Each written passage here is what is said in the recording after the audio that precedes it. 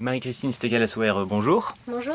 Vous aviez dirigé en 2014 Regard croisé sur les mutations de l'intercommunalité et vous êtes ici aujourd'hui pour nous présenter, toujours sous votre direction, la recomposition territoriale, la décentralisation entre enjeux et obstacles. Alors, qu'est-ce qui se cache derrière ce titre qui peut paraître complexe? Alors, d'abord, bonjour, mesdames et messieurs. Je suis ravie de vous présenter aujourd'hui cet ouvrage collectif sur la recomposition territoriale.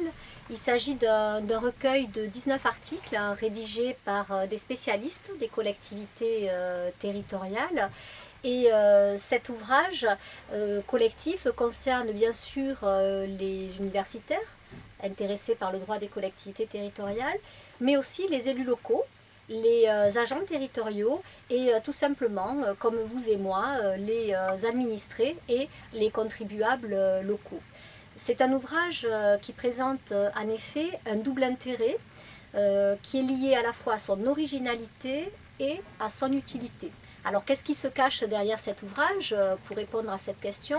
Eh bien, d'abord, c'est un ouvrage qui est original, puisqu'à la différence des ouvrages que l'on peut trouver également jusqu'à présent, celui-ci repose sur une analyse des rapports officiels depuis 40 ans. C'est-à-dire que de 1976 à 2016, les différents auteurs ont décortiqué tous les rapports officiels et à partir de ces rapports, ils ont confronté les réformes qui étaient préconisées dans les rapports avec les textes votés.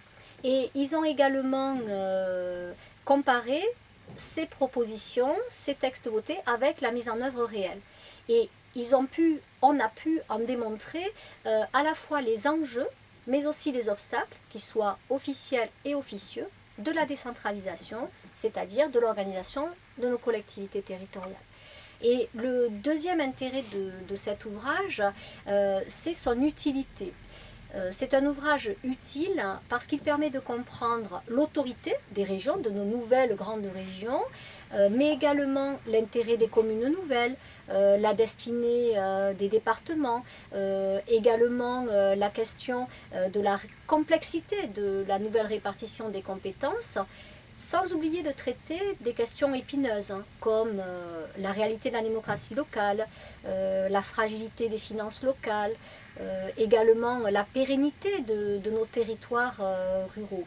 C'est donc un ouvrage qui, derrière ce titre qui peut paraître complexe, répond en fait à différentes interrogations que se posent à la fois des scientifiques, des universitaires, des juristes, mais aussi tout simplement des personnes qui, au quotidien, vont avoir recours aux services publics ou tout simplement souhaitent savoir comment les élus locaux assurent leur mandat.